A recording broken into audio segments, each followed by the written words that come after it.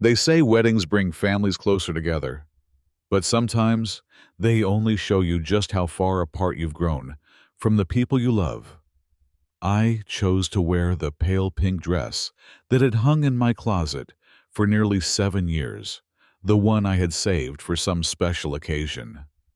I baked a loaf of banana bread myself, the kind Nathan used to love, the one that always made him smile whenever he came home during the winter, back when he was still a skinny college kid, with a backpack and the scent of snow clinging to his coat. I carefully ironed the cardigan with pearl buttons, the one Robert, my husband, used to say made me look like a mother from an old TV drama. I did everything a mother would do. I prepared with all the hope that my son's wedding would be a chance for us to reconnect, if only through a knowing glance or a single line, "Mom, I'm glad you came." But the moment I stepped into the banquet hall at the lakeside resort, where Lauren, Nathan's bride-to-be, had chosen to host the event, I knew that wouldn't happen. I arrived early, as I always do. The weather that day was brisk, like every spring in Upper Michigan. The lake still held onto drifting sheets of ice, as if winter was reluctant to let go. The receptionist, wearing a name tag, handed me a small badge. It simply read, "Margaret Ellsworth." No mother of the groom, no decorative ribbon like the name tags I saw on Lauren's family. The girl smiled politely, as if I were a stranger who had wandered in by chance. I held the tag in my hand for a few seconds, then pinned it to my chest.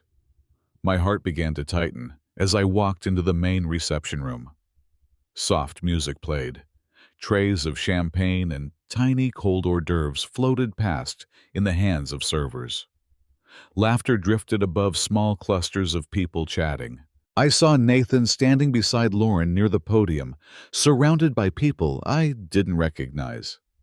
He didn't see me. Or if he did, he didn't come over. A woman with a headset, clearly an event coordinator, gestured for me to sit at a table all the way in the back. It had no label. It wasn't marked groom's family or relatives. The name card at my seat simply read, "Margaret."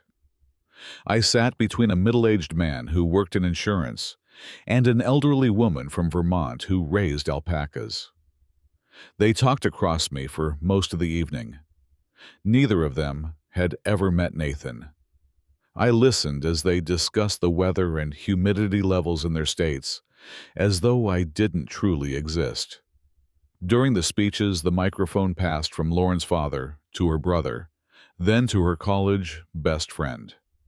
Someone made a joke about tequila and a camping trip. When someone asked, "Where's the groom's mom?" Lauren gave a soft laugh and said, "Maybe she'll say something later," then moved on to another topic. No one brought me the mic. No one invited me to stand and speak. I sat there, my hands resting on my lap, smiling quietly, as if I didn't mind. But inside, I was cold. The main course arrived. Chicken for me, quite dry. The buttered roll sat untouched until the end of the meal. Dessert was a lemon tart, elegant in appearance, but its sourness only weighed my heart down further. I looked around. The others at my table didn't finish theirs either. Nathan never once stopped by my table. He danced with Lauren, then with Lauren's mother, then with someone I assumed was the bride's aunt. I adjusted the hem of my dress 3 times and took small sips of water. A photographer walked by twice and never raised his camera. By the end of the evening, my table was among the first to empty. Chairs were pushed back, napkins tossed aside, the sound of high heels fading from the ballroom. I slowly folded my napkin, tucked it under my glass, and stood up. No one waved goodbye. Not a single "thank you for coming." I left my son's wedding as a silent guest. Not invited to speak, not seated close, not acknowledged. Just a name on a tag. On the drive home, I didn't turn on the radio. The road along the lake was quiet, almost like a lullaby. I didn't cry. I didn't get angry either. But I knew something in me had shifted. And that silent shift would change everything. A week after the wedding, I received a call from Nathan. My son's voice came through the phone with that same familiar cheerfulness, but this time, there was something forced about it. Nathan said he wanted to invite me over for dinner. Just the two of us, he added. Kelsey's out meeting a friend. I didn't ask anything. I agreed. Because as a mother, sometimes even a simple invitation is enough to spark a little hope that maybe things can be mended, that the silence between us might be bridged over a simple meal and a heartfelt conversation. I chose to wear the same cardigan with pearl buttons, the one that wrapped around me the day I brought Nathan home from the hospital for the first time. It still fit, though time had left its color faint at the cuffs. I baked a batch of oatmeal cookies, wrapped them carefully in foil, and placed them in a basket beside the passenger seat. On the drive to Nathan's new house, I carried with me a quiet swell of emotions I couldn't quite name, part anticipation, part worry. Nathan's home was in a quiet suburban neighborhood on the outskirts of the city. Brick construction, neatly trimmed hedges, symmetrical porch lights glowing on either side. The kind of house young people with steady jobs buy with their first mortgage. There was a smart doorbell by the entrance, a tiny camera glinting under the porch light. Nathan opened the door with a quick smile and a hug so light it barely touched shoulders. "Come in, Mom." "Kitchen's at the end of the hall," he said, cheerful in tone, but lacking warmth. I stepped inside. There was no scent of food. No smell of garlic, no tomato sauce, no grilled meat or baked goods, only the faint, indifferent scent of air freshener. On the dining table were two empty plates, a bottle of wine already opened, and a neatly clipped stack of documents with a blue pen placed diagonally on top. My heart gave a small squeeze. I still smiled. Nathan poured me some wine and complimented the cookies. Said they smelled just like they did when he was a kid. His voice was smooth, each sentence delivered like a line rehearsed. Then he gestured toward the papers. "Just a few things for peace of mind, Mom. In case anything ever happens to you, this'll make things easier." I nodded and opened the folder. The language was formal, thick with legal terminology. But beneath all the phrasing, what I read was full access financial authority, effective, immediately no expiration, no mention of son, no word like family, just representative authorized control. Nathan gave a small smile. "No need to sign right now, Mom. You can take your time to read through it." But the pen's cap was already off, the blue ink ready. His eyes flicked briefly toward the pen, then back to me waiting. I set the papers down. I didn't get angry. I didn't question him. I simply said gently, "I'll take it home to read thoroughly. This time I want to be sure of everything." Nathan nodded, as if that response had already been part of his plan. He didn't press, didn't insist, because he didn't need to. That silence said more than any words. We sat for a little longer, talking about the weather, the neighbor's fence, a TV show I'd never seen. Fragments of meaningless conversation patched together to cover the gaping hole between us, the silence of what remained unsaid. When I stood to leave, Nathan walked me to the door. The parting hug was even lighter than the greeting one. I got into my car, but instead of starting the engine, I sat quietly, hands on my lap, the cookie package still untouched. In the rearview mirror, I saw the porch light turn off automatically after 1 minute. Efficient, cold. Like a dinner without food, just documents and a proposition dressed as concern. That night, when I got home, I didn't take off my shoes. I sat on the edge of the couch, coat still half-zipped. The house was so silent, it felt like the ticking clock on the wall had stopped. After a while, I stood up and slowly walked down to the basement. At the far end of the room, behind the washing machine, there was an old wooden cabinet. I had to kneel to open it. Inside was a small metal box, one I hadn't touched since Robert passed. Robert had once said, "If anything happens to me, you'll find everything you need in that box." I never thought I'd open it. But that night, I knew the time had come. The metal box lay quietly under a thin layer of dust in the dark corner of the basement, shielded by old paint cans and a vacuum cleaner I rarely used. I had to kneel down, my knees aching from the cold, hard floor, to reach it. My hands trembled slightly as I opened the lid, not from age, but because a part of me wasn't sure I was ready for whatever was inside. The lid clicked open with a soft sound, and memories came rushing back. Everything inside was meticulously arranged, Robert style through and through. My husband had always been careful, never rushed, never half-hearted. To outsiders, he was just a retired accountant, quiet, modest. But I knew that within him lived a world of calm, steadfast depth. I gently lifted each folder, each envelope, clearly labeled retirement fund investment accounts, annuity, Texas property.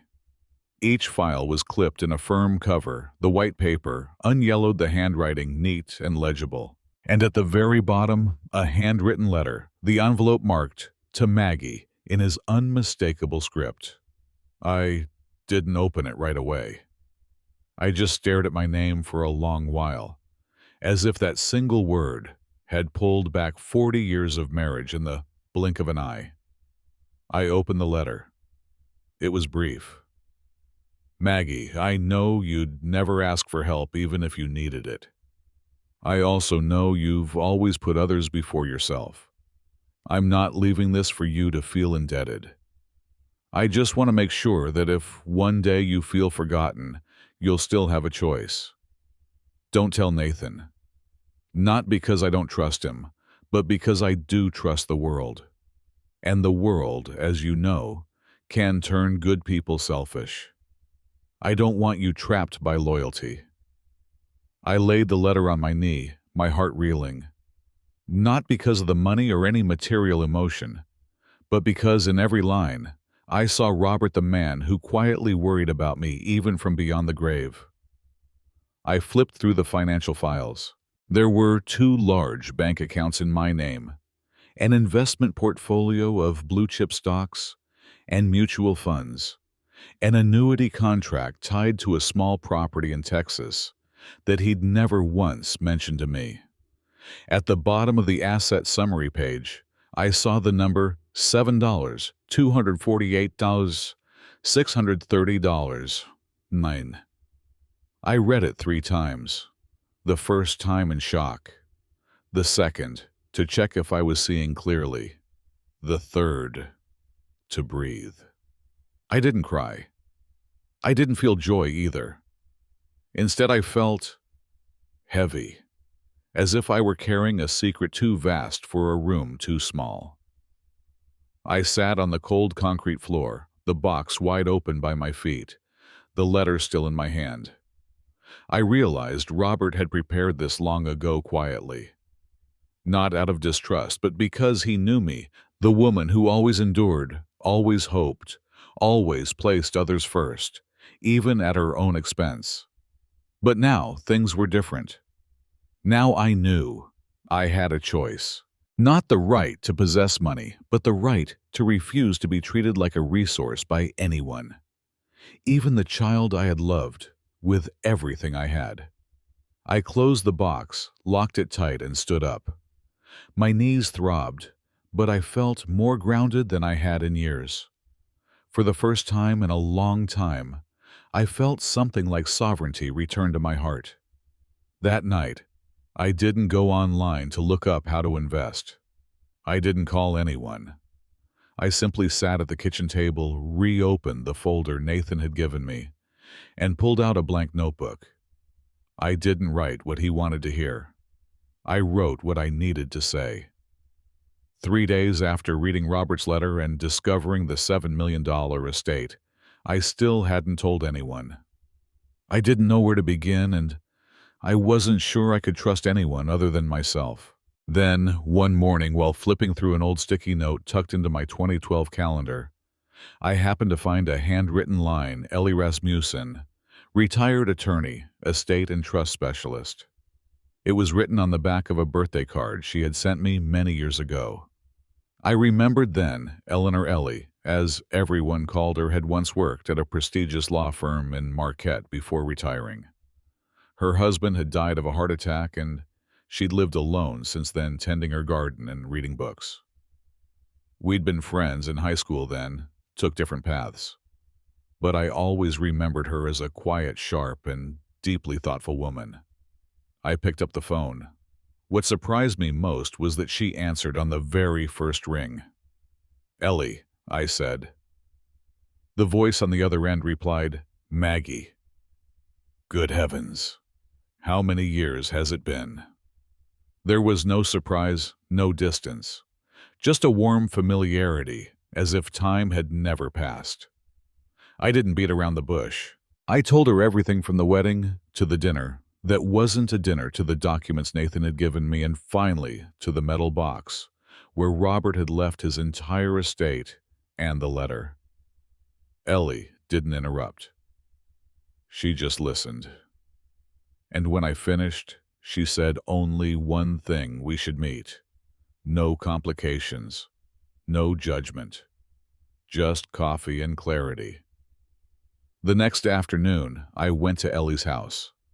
A small home at the end of a pine-lined road with a wooden porch and ivory-colored shutters.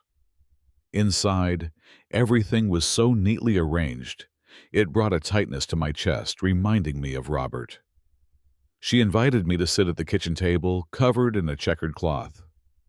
No formalities, just two women who once believed in family, now sitting together amidst pages, heavy with unspoken things. I handed her the envelope containing all the documents Robert had left: the investment contracts, account portfolios, and the detailed asset summary. Ellie opened each sheet, flipping through them carefully, as though reading a novel whose ending she already knew.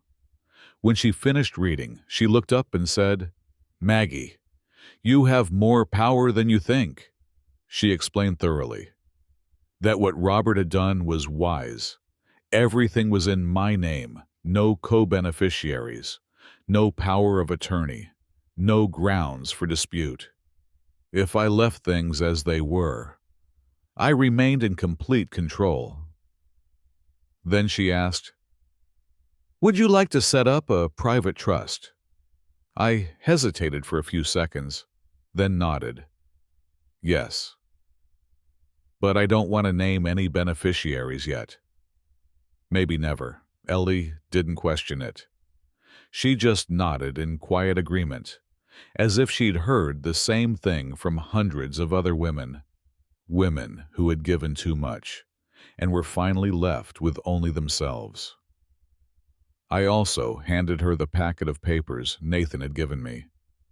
Ellie skimmed through them, frowning. "This legal language," she said, "is dangerous. Broad powers of attorney, effective, immediately unlimited, with no oversight. This isn't a document meant to care for someone. It's a document meant to consume them." We began rebuilding everything from scratch. Ellie helped me transfer all the assets into a private trust in my name, with strict conditions. Any transfer of control would require confirmation from two independent physicians proving I was mentally incapacitated. She also added an emergency clause to protect the assets from any interference by relatives, unless backed by a clear legal ruling. Finally, she handed me a pen. I signed. No hesitation, no trembling. Not because I was convinced, but because I now understood.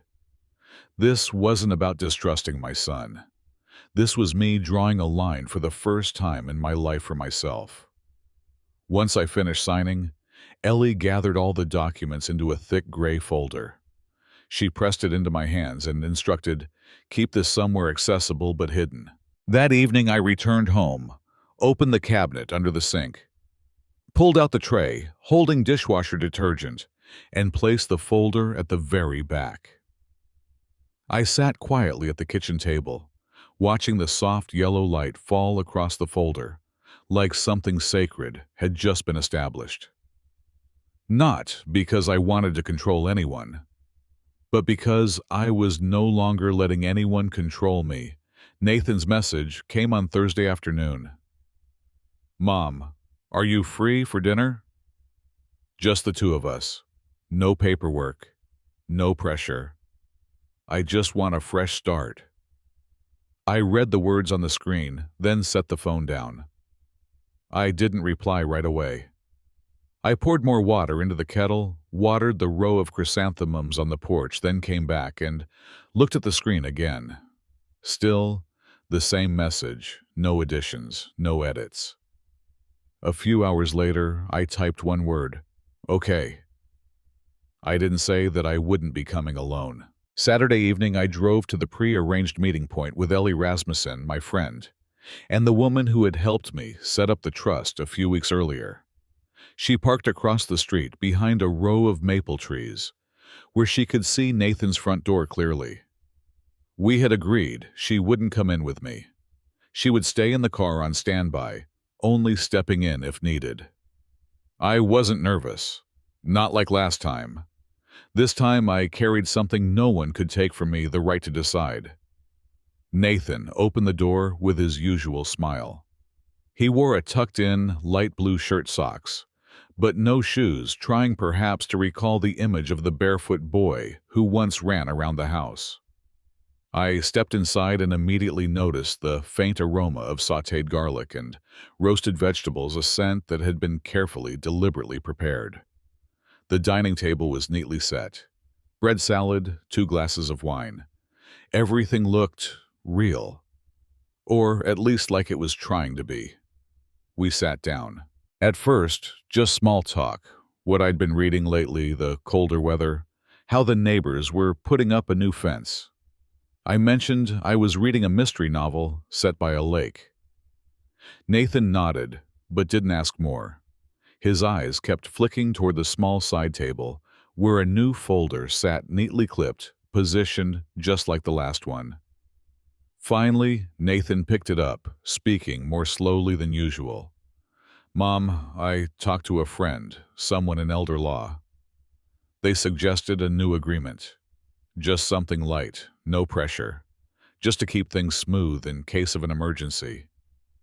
He slid the folder across to me. I didn't touch it. Instead, I reached into my handbag and pulled out a thick envelope. I placed it gently on top of the papers Nathan had pushed forward. I said nothing.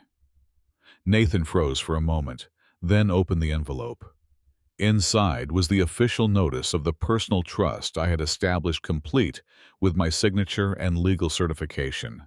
The assets had been transferred into a private trust with full protective clauses and could only be altered by me. I looked at my son. His face hadn't changed much, but his eyes had. They darted, slightly blinked, repeatedly, like someone who had just bitten into a lemon but didn't dare to wince. I spoke gently, but clearly. "Sweetheart, I know you're worried. Who isn't about the future? But I've already made my preparations. Everything's in place now." Nathan didn't respond immediately. His fingers tapped lightly on the table. Once, twice, 3 times, then stopped. "So, who helped you?" he asked, his voice no longer as soft as it had been. I replied, "A friend. Someone who understands what it means to prepare, without pressuring." The dining room fell silent. The wall clock ticked steadily, as if counting down the tension between mother and son. Then suddenly, Ellie stepped inside. She didn't knock. She just walked in light as a breeze. She gave Nathan a small nod and a faint smile. "Hello." I'm Ellie Rasmussen. I'm here to take Margaret home. Nathan stood up instinctively, but said nothing. Maybe because there was nothing left to say. I picked up my coat and stood. As I stepped out the door, I didn't look back. Not out of anger, but because I no longer needed to. I knew I had done the right thing. Outside, the early spring wind brushed my face sharp and cold, but I didn't flinch. I took a deep breath and exhaled slowly, steadily, as if something inside me had just been released. That night, when I got home, I didn't turn the lights on right away. I sat down at the kitchen table, poured a glass of warm water, and simply sat there. No thoughts, no worries, no checking my phone. A while later, the screen blinked. A message from Nathan. No greeting, no name. You've made this way more complicated than it needed to be. I didn't respond. I just turned the phone face down on the table, poured more water, and looked out the window. The wind passed through the pines behind the house, a few leaves drifting to the ground. The sky wasn't quite dark, but no longer light either. And for the first time in many years, I felt unanchored from the past. 3 days had passed since the last evening I saw Nathan. No more messages, no missed calls, no apologies. Only a house quieter than ever. But this time, I didn't feel lonely. I no longer sat by the phone, no longer listened to the clock ticking, like the heartbeat of disappointment. The silence was no longer a question mark. It was the answer. I went out to the storage shed behind the house where I'd kept boxes untouched since Robert passed. Inside were old photos, some of Nathan's childhood toys, and a few family albums. I opened one and paused at a Christmas photo from when Nathan was 5. His cheeks were flushed from playing in the snow, his grin wide arms raised triumphantly, holding up a new toy truck. A pure, trusting, joyful smile. In the past, just remembering that smile could get me through any exhaustion. But this time, I looked at the photo differently, not just as a child, but a child who had always gotten his way. And for many years, Robert and I had thought that was love. That love meant clearing every obstacle, never letting our son stumble. But it turns out, that was what made him believe everything was his, even me. That afternoon, I received another message, this time from Kelsey. She wrote, "I'm sorry for the recent tension. We've just been trying to plan things responsibly. If you'd like to talk, I'm always willing to listen. You raised a strong man. We only want to support his future." I read that last line twice. We only want to support his future. Beneath the politeness, I heard a different message loud and clear. Your time is over. It's time to step aside. I didn't respond. Instead, I opened the kitchen window and poured the now warm orange juice down the sink. Not out of anger, but because I no longer wanted to keep anything that had lost its original warmth. A few weeks later, I decided to move. Not far still in the same small lakeside town, but farther inland, where the streets were dimmer and trees brushed up against the roof. The new house was smaller, older, with a slightly slanted tin roof and shutters that clattered when the wind blew during mild storms. But it didn't matter. It was just right for someone who didn't need guests, only peace. I didn't bring much with me, just a few photos of me and Robert, some old birthday cards, cooking recipes stained with flour and faded with time, and the small porcelain owl that once sat in the garden, but had never managed to scare off a single bird. In the mornings, I walked to the town library, not because I lacked books, but because I liked the sound of pages turning in silence, like the steady breath of those who've once broken, but risen again. It was at that library that I met them. Not friends at first sight. None of them came with big smiles or bubbly introductions. They just showed up, week after week. Helen used to run a family diner. Now she quilts blankets out of her late husband's old shirts. June always carries a mint tea thermos engraved with the initials of her sister who passed. And Margot, who always walks with a cane, though I noticed she only started using it when she got close to the library door, as if she needed a reason to go in and stay. We didn't become friends overnight. Our connection didn't begin with grand stories, but with the smallest gestures: a nod, a knowing glance, a quiet seat swap at a favorite bookshelf. There were no explanations between us, only an unspoken empathy. One afternoon, as I was struggling to restock a shelf, Margot turned to me and asked, "Would you like to help me restore the patch of land behind the library? I'm thinking of planting some flowers and vegetables." I nodded before I even thought about it. The land behind the library was dry, overrun with weeds, and scattered gravel, the soil hard as old wood. But we didn't mind. We tilled it, fertilized, weeded, and watered. No one talked about husbands, children, or what we had lost. We just worked as if that act of planting was our silent prayer from women who had once given their whole lives and were now learning how to live for themselves. We planted tomatoes, herbs, sunflowers, a bit of everything. We called it the Quiet Corner, a simple name, but complete. In that place, I stopped thinking of myself as a betrayed mother or a forgotten widow. I was just Maggie, an ordinary woman, hands in soil, face in the sun, living each day without needing anyone to validate her worth. One morning, I was sweeping leaves off the porch when I saw sunlight spill across the window pane. The light filtered through a fine layer of floating dust, forming a soft haze like powdered chalk. I sat down, wrapped my hands around a warm cup of tea, and felt complete. I wasn't waiting for the phone to ring, wasn't waiting for someone to walk through the door, no longer trapped by unanswered questions. For the first time in many years, I didn't feel like a shadow in someone else's life. I was simply me. And that was enough. That Saturday morning was colder than forecasted. I had just finished sweeping the porch when the sunlight suddenly peeked through the heavy clouds. A pale but persistent light, like the peace I had only just learned how to hold on to. I was about to go inside and make coffee when I saw a strange car parked at the gate. Not a delivery, not a service vehicle. A silver sedan sitting silently, as if it were waiting for something. The door opened. Nathan stepped out.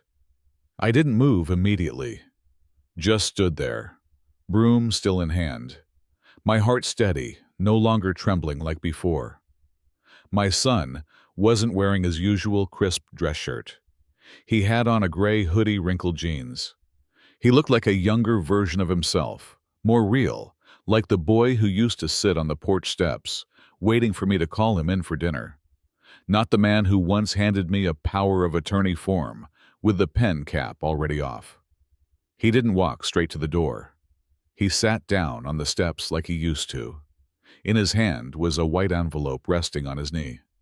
I opened the door and stood in the doorway. The wind brushed past my hair, tugged gently at the sleeves of my old sweater. I stepped down a few steps, stopping just far enough, not too close, not too far. He looked up. His eyes, the same gray as his father's, no longer held certainty, but a fatigue, the kind someone carries after walking through something long and heavy. "Mom," he said, voice raspier than usual. "I'm sorry." I stayed silent.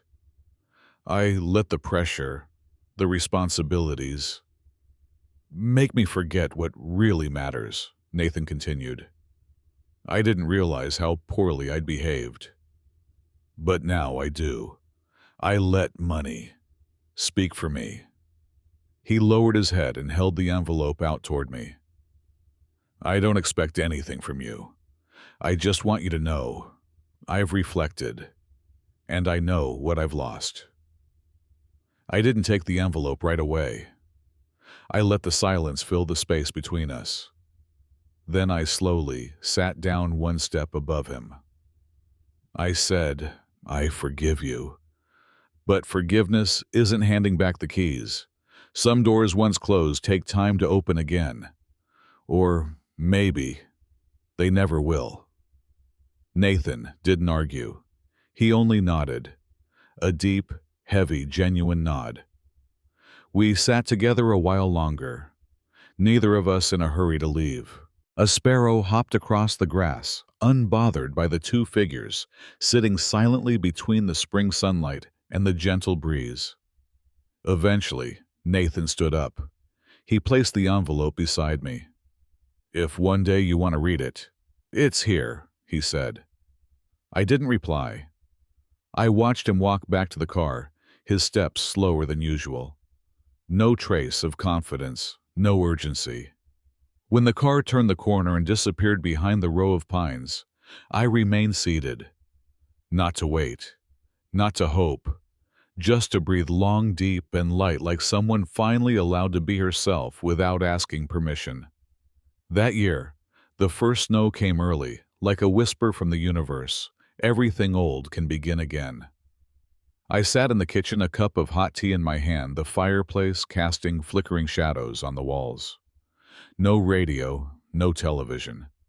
Just the sound of the house breathing with me, wood creaking softly, wind sliding through the cracks, steam humming gently in the kettle. It wasn't a frightening silence anymore. It was a silence with meaning. I opened the drawer beside the sink where I once kept the legal documents. But this time, I didn't pull out any papers. I took a stack of blank sheets and began to write. Not a letter to Nathan, not to Robert, but to myself, the woman I used to be, the one who thought love meant always saying yes, always sacrificing, always staying quiet to avoid hurting others. I wrote, "Dear Maggie, it's time to rest. You don't have to hold it all anymore. You've been a mother, a wife, a quiet daughter-in-law, a kind neighbor, a woman who endured everything and asked for nothing. You've carried everyone else's sadness and buried your own. But now it's enough. You no longer need to carry it. No more holding together a bond that has already rotted from within. You have the right to stop, the right to say no, the right to live without proving anything to anyone. You've worn the coat of endurance for too long. Now take it off and wear your own freedom." I folded the letter and placed it between the pages of a novel I knew I wouldn't finish. Not because it wasn't good, but because some stories don't need an ending only to be let go. That evening, I baked a small cake. Just one layer, no frosting, no decoration. I placed a single candle in the center, lit it, and sat at the table alone. No one sang. No one took a picture. I closed my eyes and made a wish, not for anyone else, but for myself. I wished to keep living fully, even if no one saw it. I wished to keep listening to my heartbeat, no matter how loud the world outside became. I wished never to forget I am enough, even if no one says so. I blew out the candle. The room didn't go silent. It became worthy. And if you've seen yourself in this story, if you've ever felt forgotten, dismissed, or reduced to a side character in your own life, please remember this. You are still here. You are still worthy. You still have the right to begin again. Not because someone gave you permission, but because you chose to.